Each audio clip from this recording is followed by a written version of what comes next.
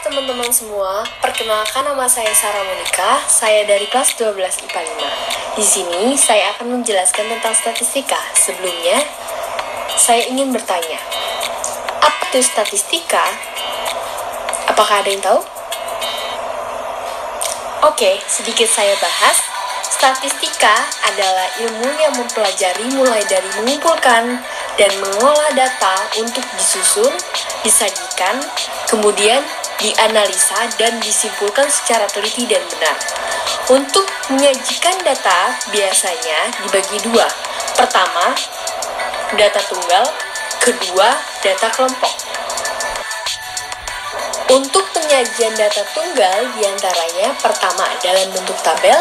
Penyajian data dalam bentuk tabel ini disebut dengan frekuensi tunggal karena langsung melibatkan frekuensinya masing-masing. Contohnya bisa kita lihat pada tabel berikut.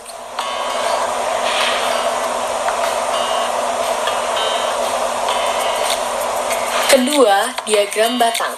Diagram batang adalah cara penyajian data dengan menggambarkan data dalam bentuk batang atau kotak pada interval tertentu di bidang kartesius.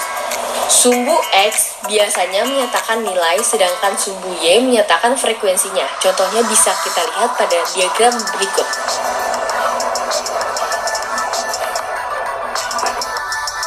Diagram garis. Diagram garis adalah penyajian data dalam bentuk garis pada bidang kartesius. Diagram ini bisa digunakan untuk menggambar keadaan yang berkesinambungan. Pasangan nilai frekuensi pada data dianggap sebagai koordinat X, Y pada bidang kartesius. Dengan X menyatakan nilainya dan Y menyatakan frekuensinya. Contohnya bisa kita lihat pada diagram garis berikut.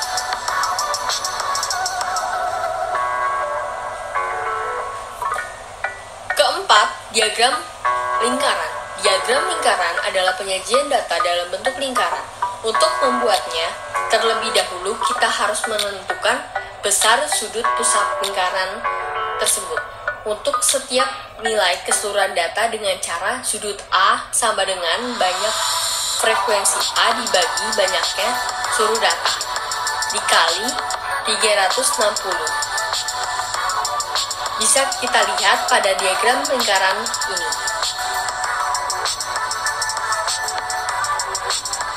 Kelima, diagram batang daun.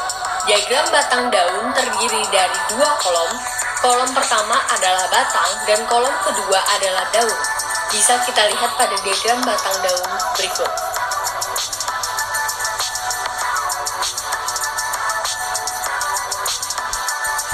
Untuk penyajian data berkelompok dapat berbentuk tabel distributif frekuentif, histogram, poligon, dan ogif. Selanjutnya, ukuran penyebaran data. Ukuran penyebaran data adalah ukuran yang seberapa jauh data menyebar dari rata-rata. Besaran statistika yang bisa digunakan untuk menghitung tingkat penyebaran data diantaranya pertama, jangkauan dengan lambang R. Jangkauan adalah selisih dari nilai data terbesar dengan nilai data terkecil yang dirumuskan sebagai berikut. Kedua, hamparan atau biasa disebut dengan jangkauan interkuartil yang dirumuskan sebagai berikut.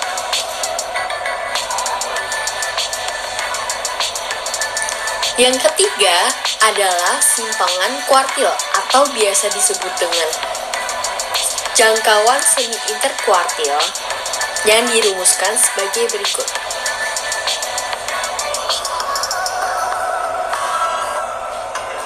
Keempat, yaitu simpangan rata-rata yang biasa dilambangkan dengan SR yang dirumuskan sebagai berikut.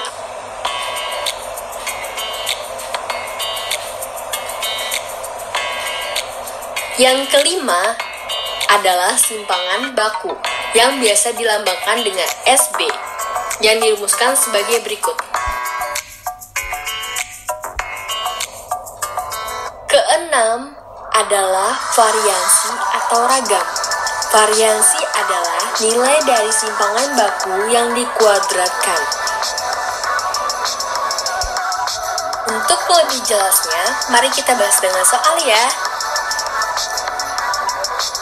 Diberikan data nilai ulangan dari 3 kelas yang masing-masing terdiri dari 14 orang. Tentukanlah tingkat penyebaran data berdasarkan berikut. Oke, pertama kita cari jangkauannya dulu ya. Untuk jangkauan di kelas A dilambangkan dengan RA, yaitu nilai terbesar yang nilainya adalah 9. Dikurang nilai terkecil, yaitu 4, sama dengan 5. Untuk jangkauan di kelas B dilambangkan dengan RB, yaitu nilai terbesarnya adalah 9. Dikurang nilai terkecilnya adalah 4. Berarti hasilnya 5. Untuk jangkauan di kelas C dilambangkan dengan RC, yaitu nilai terbesarnya 5 dan nilai terkecilnya 5. Berarti nilainya sama dengan 0. Kedua, kita mencari hamparannya ya. Hamparan rumusnya H sama dengan kuartil 3 dikurang kuartil pertama. Di bab sebelumnya, kita sudah belajar tentang mencari kuartil. Jadi, karena semua data berjumlah 14, artinya jika dibagi menjadi 2, data di sebelah kiri ada 7 dan data di sebelah kanan ada 7. Dan jika kita bagi 2 lagi di sebelah kiri, maka Q1 ada di data yang keempat dan Q3 ada di data yang ke-8. Untuk hamparan di kelas A diperoleh Q3-nya bernilai 7 dan Q1-nya 5, jadi hamparannya 2. Untuk hamparan di kelas B diperoleh Q3-nya bernilai 5 dan Q1-nya bernilai 4, jadi hamparannya 1. Untuk hamparan di kelas C diperoleh Q3-nya bernilai 5 dan Q1-nya bernilai 5, jadi hamparannya 0. Ketiga, kita cari simpangan kuartilnya ya. Simpangan kuartil itu rumusnya sama dengan setengah dari Q3 dikurang Q1, sehingga Q3 dikurang Q1 adalah hamparan, maka bisa dikatakan Q-D-nya sama dengan setengah dari hamparan. Berarti Q-D di kelas A sama dengan setengah dari hamparannya, yang nilainya yaitu 2 sama dengan 1. Untuk Q-D di kelas B sama dengan setengah dari hamparannya, yang nilainya yaitu 1 sama dengan setengah. Untuk D di kelas C sama dengan setengah dari hamparannya, yang nilainya yaitu 0 sama dengan 0. Sekian pembahasan dari saya. Semoga ilmu dan materi yang sudah saya berikan melalui video ini bermanfaat dan membuat kalian semua mengerti. Terima kasih.